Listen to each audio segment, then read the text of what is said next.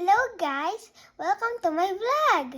Ngayong araw ay ipapakita ko sa inyo ang mga gawaing bahay na ginagawa ko kapag walang pasok sa paaralan.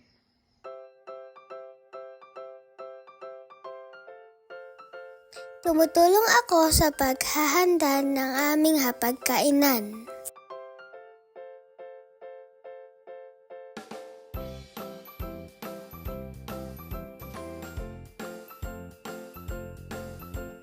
Tuwing walang pasok, dinidiligan ko ang mga halaman sa aming bakuran.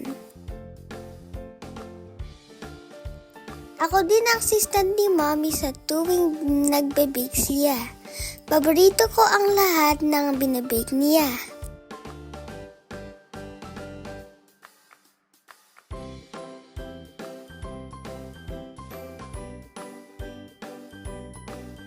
Kapag nagkakayayaan magsanggipsal sa bahay, tumutulong din ako sa pagluluto.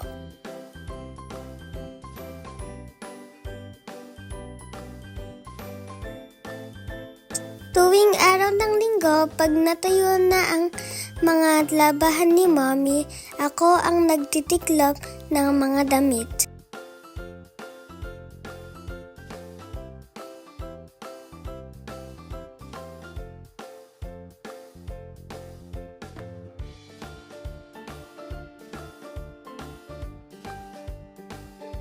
Sabi ng mami ko, ang batang marunong sa gawaing bahay ay mas magiging successful sa buhay.